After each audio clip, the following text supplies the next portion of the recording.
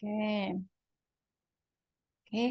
saya rasa tidak perlu menunggu teman-teman yang lainnya ya, karena kan ini kan juga di recording seperti itu. Jadi ya ini aja, saya menempati waktu yang ada gitu. Jadi pertemuan kita, pertemuan yang ketiga untuk dari saya, dan sesuai dengan di kontrak perkuliahan kita masuk di pertemuan yang ke-10.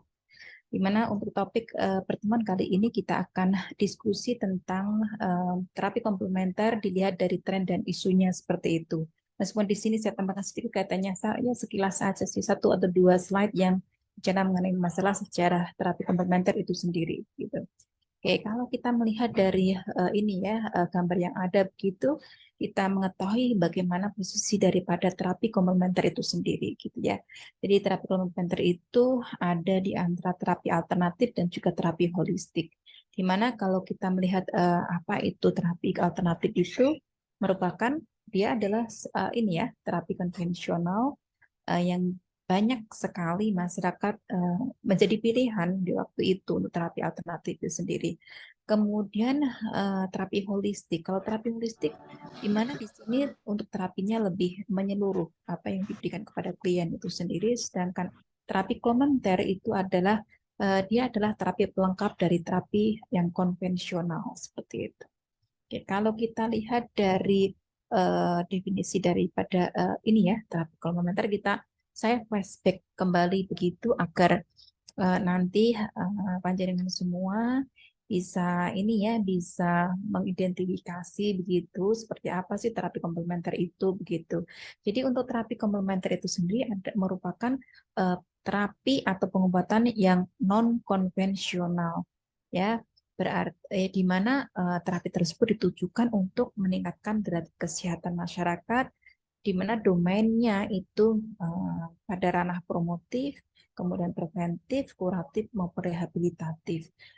Untuk terapi komplementer sendiri, bagi terapisnya tentunya harus melalui pendidikan yang terstruktur dan memperhatikan bagaimana kualitas keamanan, kemudian efektivitas yang tinggi yang berlandaskan pada ilmu pengetahuan biomedik. Tetapi memang bahwa kebanyakan dari terapi komplementer ini adalah memang belum bisa diterima dalam kedokteran konvensional seperti itu. Nah, kemudian sejarah singkatnya gitu diawali dari apa ya, American Holistic Nursing Association atau asosiasi ini ya keperawatan holistik di Amerika gitu, atau disingkat dengan AHNA gitu. Mereka bekerja sama dengan N NHPA ya, Nurse Healer Professional Associate, eh, apa ya, mereka melalui National Center for Complementary and Alternative Medicine atau NCCAM itu melakukan suatu kegiatan yang bertujuan untuk mempelajari kaitannya dengan keefektifan atau studi efektivitas dari eh, CAM atau Complementary and Alternative Medicine itu sendiri. Kemudian ada upaya juga karena ada keinginan upaya untuk meningkatkan pengetahuan dan juga informasi. Jadi dikarenakan bahwa terapi komplementer itu awalnya memang susah atau susah diterima di dunia barat seperti itu, akhirnya dari asosiasi ini melakukan suatu kegiatan gitu secara nasional seperti itu untuk mengetahui bagaimana keefektifan dari complementary uh, and alternative medicine itu sendiri begitu. Yang mana untuk perkembangan berikutnya memang secara bertahap dari temuan-temuan mereka setelah melakukan studi, melakukan diskusi dan sebagainya, banyak terapi-terapi yang awalnya itu adalah terapi alternatif atau terapi konvensional seperti itu yang akhirnya bisa ini ya diterima seperti itu. Nah, ini adalah gambaran kaitannya dengan ini ya, terapi komplementer itu sendiri, bahwa sasaran yang diterapi dari terapi komplementer itu baik body, soul, dan juga spirit gitu. Kalau body memang mengacu kepada ke arah fisiknya gitu, tapi kalau untuk soul itu adalah untuk masalah personality, dan spiritnya itu adalah kaitannya dengan ini ya, apa di sini dikatakan ada berbicara mengenai masalah meaning of life, kemudian purpose atau tujuan, kemudian love atau kasih sayang, gitu, seperti itu. Kemudian dari kalau kita coba kita lihat bagaimana ranah ataupun ranah atau bidang complementary terapi menurut ini ya NCCM tersebut apa saja macamnya gitu, dan nanti akan kita bisa lihat bagaimana untuk yang versi yang di Indonesianya. Nah, untuk terapi komplementer menurut NCCM itu di sana di dalamnya ada apa itu sistem healthcare atau ini ya eh, perawatan kesehatan, kemudian main body terapis, kemudian terapi-terapi yang sifatnya manipulatif ya seperti itu, kemudian juga terapi-terapi biologikal, dan yang terakhir adalah terapi energi begitu. Jadi secara garis besar itu mereka dari NCCM itu mengkategorikan terapi-terapi komplementer itu di dalam bagian-bagian seperti ini gitu. Nanti dari setiap bagian ini nanti atau domain ini ada macam-macamnya gitu.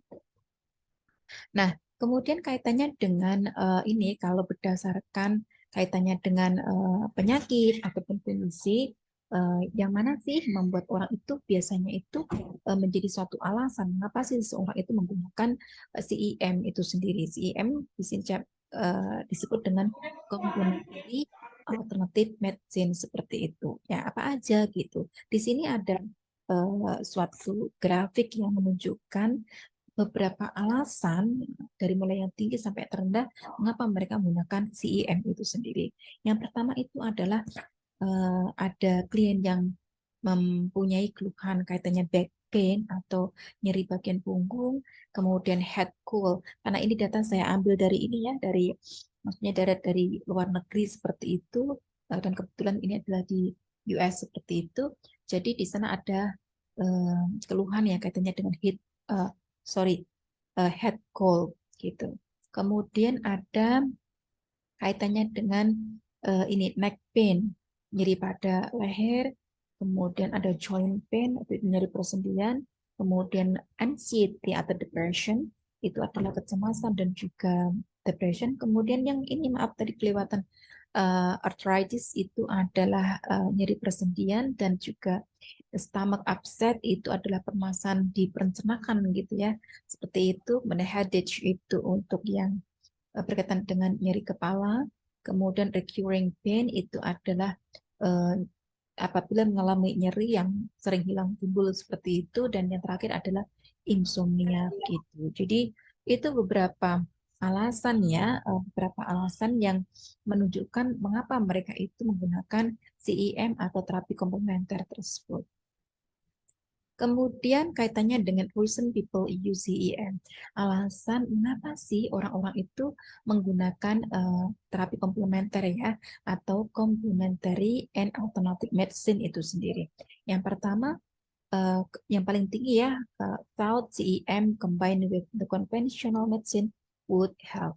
Jadi para pengguna yang paling banyak itu beranggapan bahwa CEM itu sendiri kalau dikombinasikan dengan terapi yang konvensional itu mereka berharapan bahwa hal itu bisa membantu gitu. Yang berikutnya alasan yang kedua itu adalah thought it would be interesting to try gitu. Mereka yang kedua itu mereka punya alasan gitu. Oke, saya rasa patut juga itu kan saya coba begitu. Jadi ada suatu keterkaitan untuk mencoba hal tersebut. Yang ketiga yaitu thought conventional medicine would not help. Yang berikutnya itu ada sekitar 27,7% itu orang beranggapan gitu, yang terapi alternatif atau konvensional itu tuh nggak banyak membantu gitu. Yang akhirnya mereka berusaha mencari terapi alternatif itu. Yang berikutnya adalah mereka beranggapan bahwa conventional medical professionals suggested it. Maksudnya apa? Jadi mereka memilih CIM itu dikarenakan memang rekomendasi. Ada memang dokter konvensional yang mereka memang menganjurkan. Oke, ini lebih baik menggunakan ini gitu.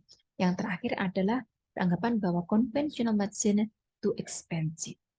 karena karena beberapa ini ya, ini di negara sana mungkin banyak yang namanya pelayanan kesehatan itu kemungkinan adalah ada proses pembayaran, membayar ini dan itu seperti itu, maka beberapa orang yang menggunakan terapi alternatif, terapi komplementer itu mereka beralasan bahwa oke, yang konvensional itu membayarnya biayanya jatuhnya lebih mahal seperti itu.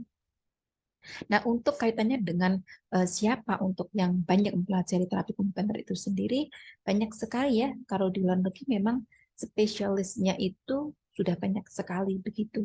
Berbeda dengan di Indonesia, tentunya ada beberapa yang terapis yang mungkin masih agak jarang ada di Indonesia seperti itu. Yang paling banyak memang kalau di luar negeri itu praktisi yang ada adalah RN atau registered nurse-nya. Yang berikutnya adalah medical doctor, kemudian berikutnya adalah terapi massage atau terapi pijat, yang berikutnya adalah ini farmasis atau ini uh, kefarmasian gitu ya. Kemudian chiropraktor itu biasanya adalah orang-orang yang menekuni seperti kayak orang ini ya, nganu tulang itu ya, krek krek krek itu chiropraktor itu seperti itu. Yang berikutnya adalah non MD akupuncture atau akupunkturis ya, akupunktur. Yang berikutnya MD akupunktur dan yang terakhir adalah naturopath. Naturopathic doctor itu berarti dia menggunakan hal-hal yang sifatnya natural gitu.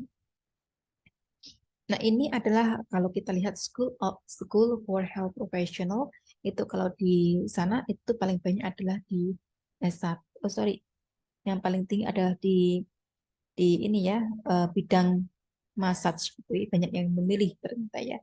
Seperti itu. Kemudian untuk yang eh, massage itu paling banyak yang berikutnya kaitannya dengan beberapa tenaga ahli yang di sana itu adalah S1, levelnya adalah S1 keperawatan gitu. Yang berikutnya kita kalau apa ya, kalau sebelum kita bicara masalah dan isunya gitu, kita perlu flashback juga kaitannya bagaimana orientasi pembangunan kesehatan di Indonesia itu. Memang bahwa untuk mencapai kesehatan masyarakat, kesehatan masyarakat yang cukup bagus seperti itu bisa kita lihat dari bagaimana indeks pembangunan manusia itu sendiri, baik itu dari segi pendidikan, kemudian umur harapan hidup maupun pendapatan yang ada gitu. Itu yang menjadi cerminan bagaimana derajat kesehatan masyarakat seperti itu. Nah, tentunya untuk mencapai derajat kesehatan itu ada melalui fasilitas pelayanan kesehatan yang ada, kemudian dari diperlukan adanya SDM yang cukup mumpuni juga, kaitannya ada pembayaran dan sebagainya. Nah, upaya-upaya itu dicapainya itu bisa melalui upaya promotif, kemudian preventif, kuratif maupun rehabilitatif gitu. Nah, tadi kaitannya dengan masalah tujuan dari pembangunan kesehatan seperti itu bahwa intinya bahwa eh, kondisi sehat, kondisi sehat yang mana kalau mengacu kepada undang-undang yang ada di Indonesia seperti itu adalah suatu keadaan yang sehat di mana seseorang itu masih bisa produktif begitu. Nah, maka untuk mencapai pembangunan kesehatan tersebut agar orang bisa hidup sehat, memiliki derajat kesehatan yang cukup bagus dan sebagainya, itu perlu adanya ditopang berbagai elemen masyarakat, baik itu dilihat dari sumber daya manusianya, kemudian dari masyarakat, kumpulan orang-orangnya, maupun ke pemerintahannya. Ya, ke pemerintahan itu dari level yang sangat rendah, dari yang desa sampai yang pusat, seperti itu. Nah, ini bisa panjenengan semua lihat bagaimana upaya kesehatannya, pembangunan kesehatannya di Indonesia. Sebenarnya intinya adalah ingin mencapai apa? Masyarakat sehat. Masyarakat sehat yang mandiri dan juga berkeadilan seperti itu. Jadi, agar bisa mencapai visi masyarakat sehat itu sendiri, maka diperlukan yang namanya suatu rencana pembangunan ya. Nah, itu dibagi-bagi dalam ini periode-periode seperti itu agar memudahkan dalam pengevaluasian dan sebagainya. Yang berikutnya kaitannya dengan bagaimana sih kalau untuk pelayanan perkembangannya di Indonesia seperti apa? Baik itu untuk pendidikan, segi pelayanan, organisasi maupun regulasinya seperti itu. Di sini panjenengan semua bisa melihat ya bagaimana kaitannya dengan posisi daripada terapi komplementer itu sendiri seperti itu. Itu termaktub dalam Permenkes 148 seperti itu. Nah, upaya untuk meskipun kita menggunakan terapi komplementer, upaya yang bisa dilakukan tentunya ya kita sebagai seorang perawat tetap menggunakan asuhan keperawatan yang ada begitu. Itu kan senjata kita gitu. Dari mulai proses analisa sampai evaluasi itu sendiri. Baik pasiennya nanti itu baik itu individu, keluarga, kelompok maupun masyarakat. Nah, proses asuhan keperawatan itu adalah senjata kita seperti itu. Sehingga nanti diharapkan dengan kita menggunakan senjata tersebut ya proses keperawatan tadi diharapkan kondisi masyarakat yang mandiri, sehat maupun keadilan itu bisa dicapai begitu. Nah, kalau di sini adalah ini ya, tadi kalau di yang versi NCCM, panjenengan semua sudah lihat apa saja domain-domain yang ada di dalam terapi komplementer itu. Kalau ini mengacu pada Permenkes ya, Permenkes ya. Itu. Di sini adalah mind body, kemudian terapi berbasis biologis, tadi sudah kita bahas di depannya, kemudian terapi dengan dasar manipulasi tubuh, diet dan nutrisi, terapi yang berbasis energi, dan juga terapi yang berbasis spiritual.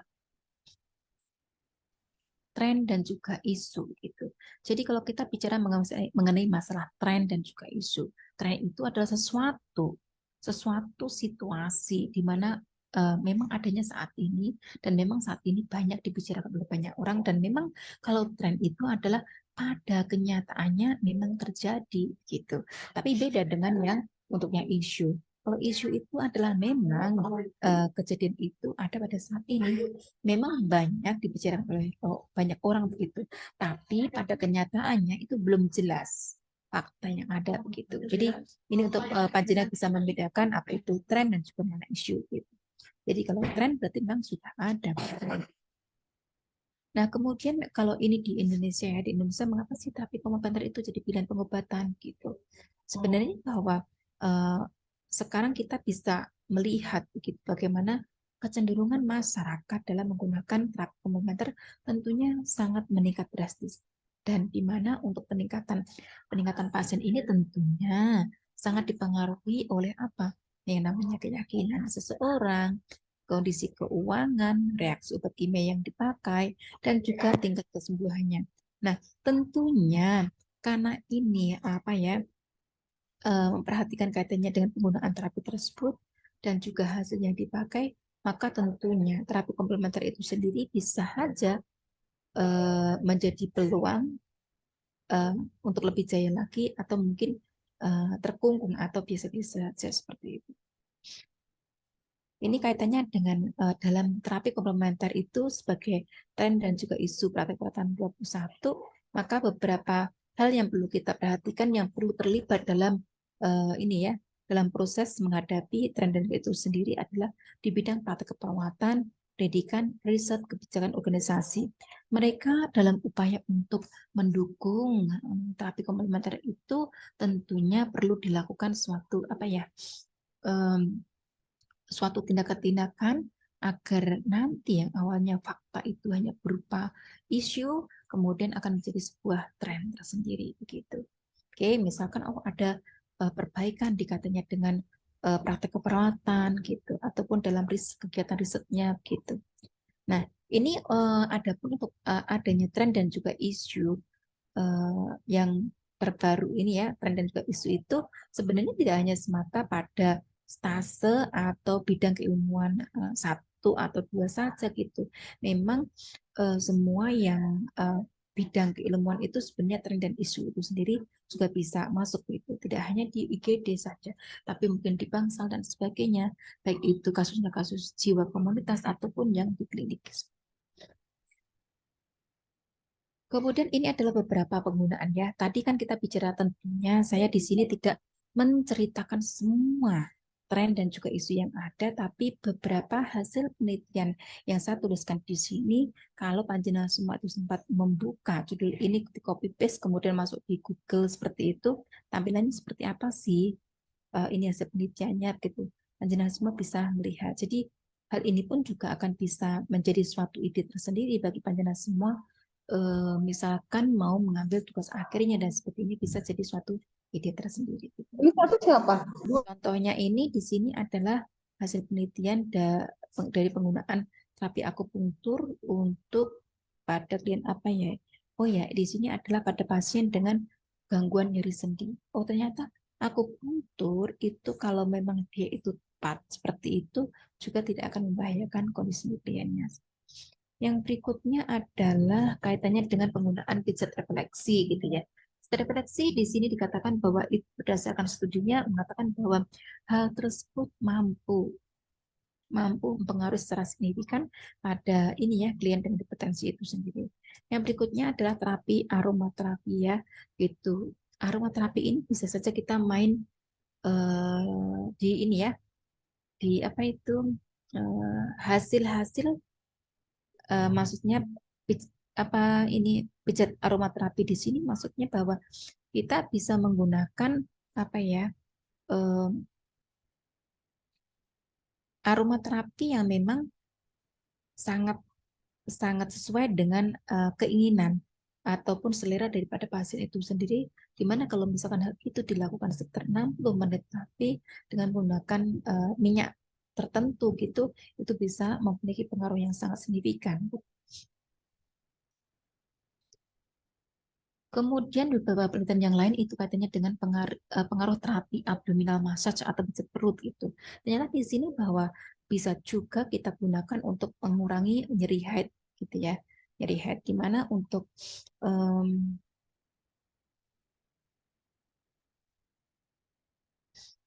oke. Jadi penggunaan terapi abdominal massage ini juga sangat baik kita gunakan baik untuk ibu yang hamil maupun ini ya apa sorry untuk pengaruh terapi abdominal massage ini bisa kita gunakan untuk ini ya untuk mengurangi nyeri head primer begitu. Nyeri head primer.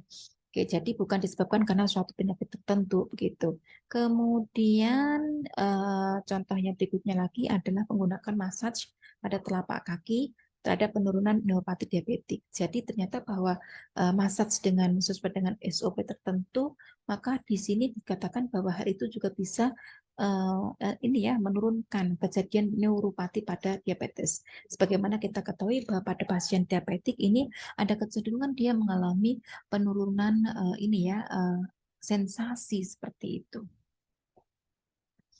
Yang dimana untuk yang terakhir beberapa pengobatan alternatif yang tradisional yang mungkin saja di antara beberapa kegiatan ini sekarang bisa menjadi terapi komplementer seperti itu. Mungkin akupunktur, ayurveda, homeopati.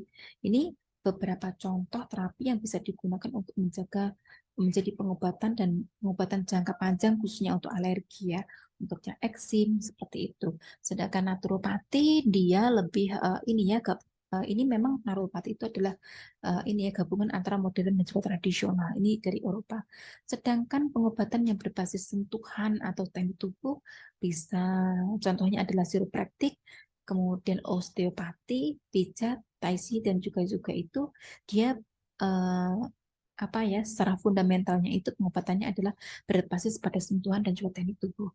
Sedangkan yang berikutnya pengobatan yang berbasis pada diet ataupun herbal begitu. Ada juga beberapa terapi komplementer yang berbasis pada diet. Yang berikutnya pengobatan dengan energi eksternal dari indera tubuh. Contohnya di sini Qigong ya. Qigong itu adalah terapi dari Tiongkok di mana terapi Qigong itu sendiri adalah suatu kombinasi atau mengintegrasikan antara gerak, pikiran, dan juga pernapasan.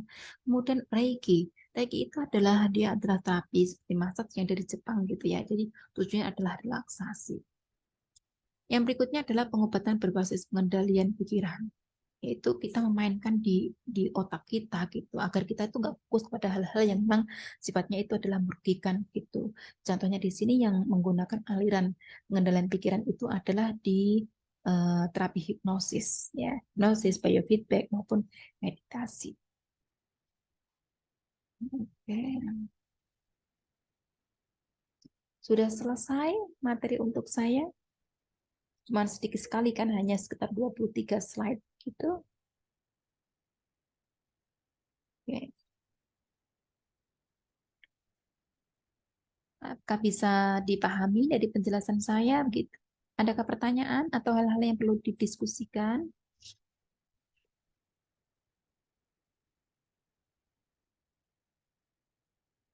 Halo, jika nggak ada nanti saya tutup dulu ya.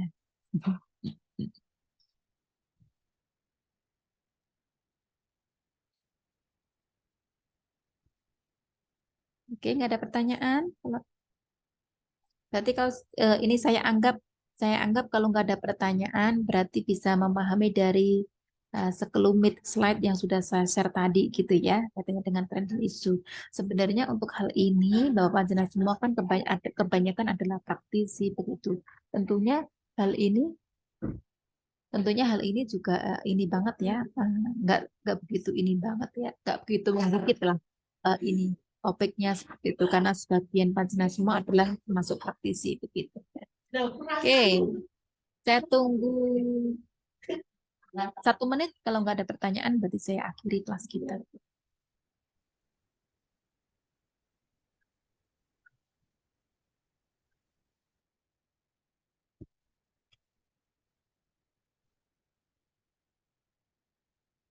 Saya masih punya satu materi lagi ya, kaitannya dengan healthy life, healthy lifestyle, kalau nggak salah ya.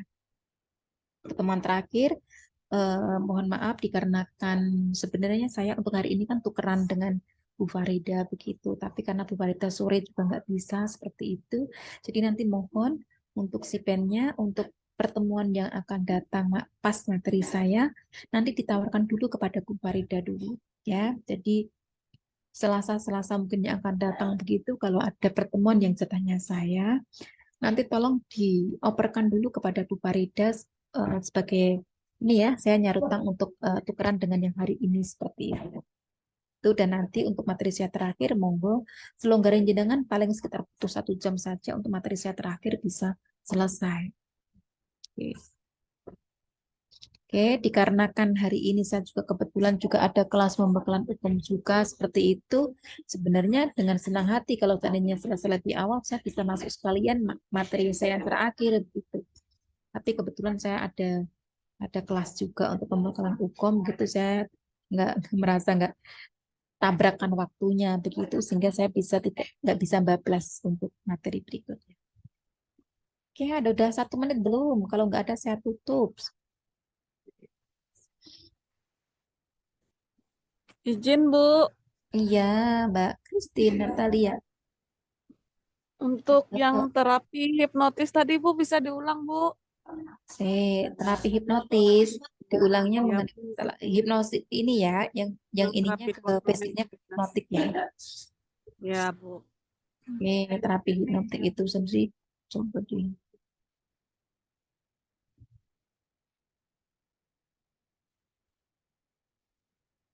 bentar,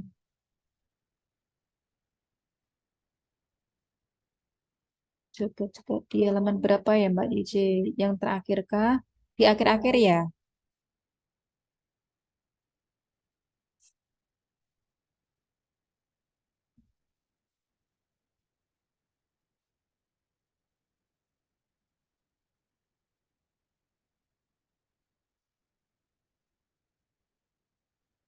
Di sini atau di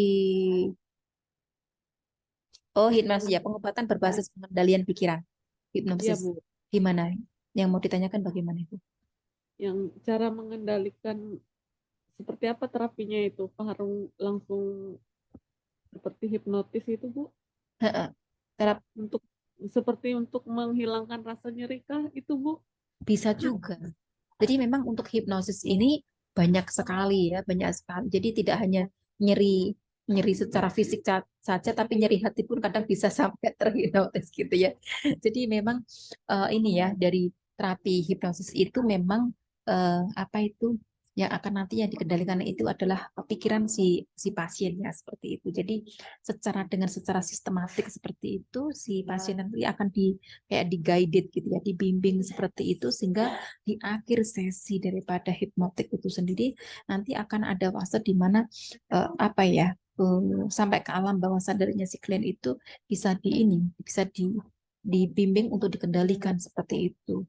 Ini biasanya untuk hipnosis itu bisa juga dipakai eh, proses melahirkan bisa, kemudian orang yang sedang mengalami nyeri, kemudian orang yang dengan permasalahan psikologis, anxiety, depression itu bisa juga gitu. Apalagi depressionnya itu adalah berkaitan dengan sesuatu yang sifatnya negatif yang dulu pernah yang akhirnya mempengaruhi bagaimana seseorang itu persepsinya jadi negatif sekali seperti itu. Jadi dengan terapi hipnotis ini akhirnya akan mengubah sesuatu yang sifatnya negatif yang dianggap oleh si klien itu sendiri nanti akan apa ya eh, akan dibalikkan ke hal yang sifatnya positif.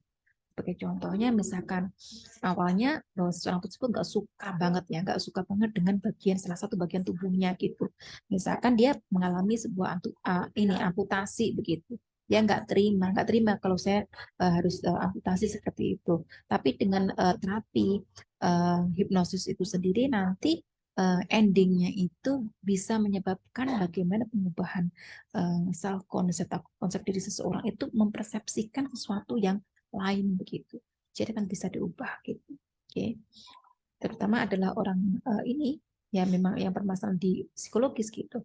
Kemudian untuk yang mengurangi rasa nyeri itu sendiri itu bisa juga sehingga seseorang tersebut tidak akan berfokus pada sakitnya tersebut sehingga dengan saya melihat melihat dengan mata kepala sendiri begitu orang yang penyakit ini ya berpenyakit harus diobati uh, ada luka-luka dan harus diobati begitu agar nyerinya itu berkurang bagaimana itu ya bisa dengan dikendalikan ininya alam pikirannya seperti itu sehingga itu sangat membantu sekali terutama bagi orang-orang yang memang tidak tolerate atau tidak toleran dengan beberapa obat-obatan yang sebenarnya berfungsi untuk mengurangi rasa sakitnya. Jadi lebih mengarah pendekatannya kepada pendekatan yang lebih aman atau safety gitu. Pertama contohnya misalkan digunakan pada lansia, itu bisa saja. Ya. Nah, ini nanti di apa gantian rolling begitu ini akan dapat 2 soal. Jadi silakan pensil aja pokoknya yang penting ya mat satu mahasiswa sudah pernah membaca ini semua gitu. Nanti kawan-kawan bisa kembali ke saya. Gitu aja ya. Oke, mohon maaf ya. Nanti kalau misalnya ada pertemuan lagi nanti akan saya jelaskan ini yang blueprintnya. Kalau ada jadwal di pertemuan saya gitu. Oke. Kalau udah sana dibalikin. Kapan-kapan aja. Simpen dulu aja ya. Oke, terima kasih ya. Ini mohon maaf sekali gitu harus ini. Saya harus ngasih ini ke mahasiswa dulu karena jam saya harusnya jam tadi. Oke, gitu Mbak Christine. Baik, Bu. Oke, adakah yang lain? Mengendalikan pikiran gitu ya. Sebenarnya untuk ini kayak terapi-terapi tertentu sebenarnya bisa juga ya. Adakah yang mungkin yang itu ya metode SEFT itu kayaknya juga lebih banyak mengarah pada hipnosis gitu ya.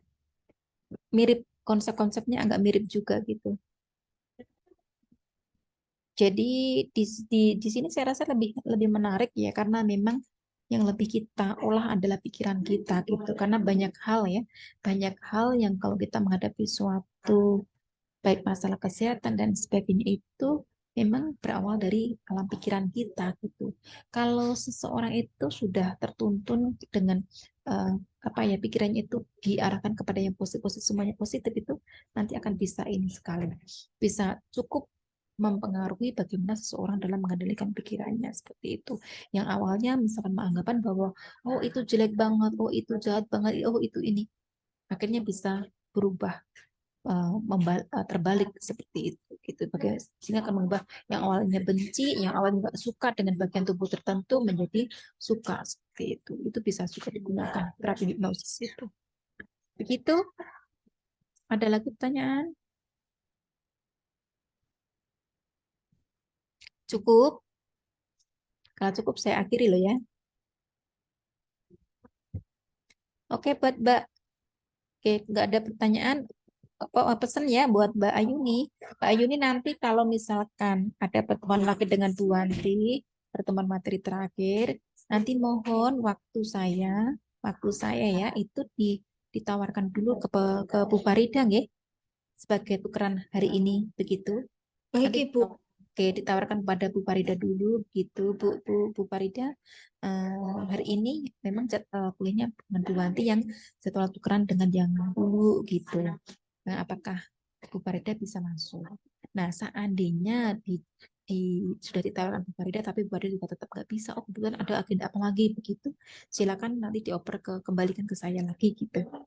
Saya tentunya kan susah ya mencari waktu buat jenengan yang semua pada bekerja itu kan susah sekali begitu. Jadi saya nggak sebisa mungkin bisa menggunakan waktu itu daripada saya punya utang gitu kan. Itu nggih. Oke, kalau nggak ada pertanyaan, saya cukupkan sekian. Semoga bermanfaat ya di sore hari ini apa yang kita diskusikan kaitannya tren dan juga isu di terapi komplementer gitu. Oke, mohon izin keluar dari kelas dan selamat beraktivitas karena setelah ini kan panjenengan semua kosong ya, bisa laya-laya istirahat rebahan sebentar gitu di apa ya, dinyamankan hidupnya begitu.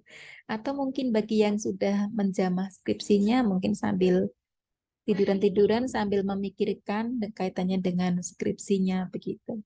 Gitu nggih. Oh iya, kebetulan kan ya ini ya, kebetulan sekarang kan yang menjadi kaprodinya itu kan Pak Dr. Abdul Wahid dan sekprodinya kan saya gitu ya. Jadi nanti silakan seandainya ada keluh kesah dan bagaimana kaitannya dengan proses pembelajaran dan sebagainya gitu mungkin sebelum masuk kepada Pak Abdul Wahid mungkin bisa menghubungi saya gitu nggih. Angkatan ini ininya siapa nih ketuanya? Mbak Bella. Ini siapa? Mbak Bella, Bu. Mbak Bella. Oh, Mbak Bella. Mbak Bella ya, Mbak Bella ya. Nanti misalkan ada kendala kaitannya dengan mungkin pembelajaran, masalah akademik, masalah skripsi dan sebagainya, saya dengan Pak Wahid berusaha sebisa mungkin memfasilitasi atau ini ya memfasilitasi ataupun menjembatani panjenengan semua berinteraksi dengan dosen-dosen yang ada di Mulia begitu. Jadi jangan menyimpan masalah buat panjenengan semua, terutama masalah akademik seperti itu. Jika ada kendala-kendala kaitannya dengan masalah skripsi, masalah apa, dengan senang hati silakan keluh kesah itu disampaikan ke saya. Itu nanti kalau seandainya ada hal-hal yang perlu saya sampaikan pada Pak Kaprodi, mungkin akan saya sampaikan. Contohnya misalkan kok lama banget sudah 1 minggu lebih kok nggak ada responnya atau bagaimana gitu. Nanti silakan hal-hal tersebut ini apa bisa panjenengan semua infokan ke saya. Kemudian apa ya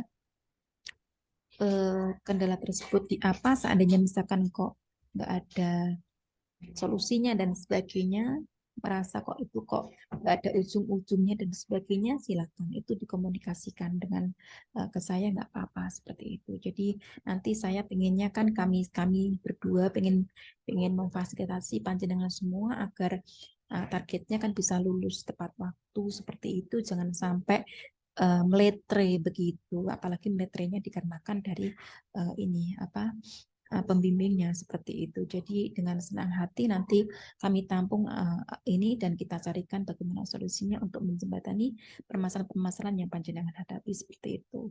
Dan juga kaitannya dengan masalah pembelajaran. Gitu nggih? Mbak bilang nggih? Terima kasih, Bu. Oke, sama-sama gitu. Thank you, Bu. Dekat ya. Kita akan semakin dekat ya gitu. Jadi saya pengennya panjenengan masuk bareng nanti keluarnya bareng. Begitu? Baik, Ya, Bu. Bu. Terima Oke, kasih. oke, tetap semangat ya, tetap semangat. Saya akhiri di sekian aja ya. Kita tutup. Sekian. Assalamualaikum warahmatullahi wabarakatuh. Waalaikumsalam. Terima Selamat kasih. sore, Bu. Terima Oke, kasih. sama-sama. Sore, terima kasih. Sama-sama.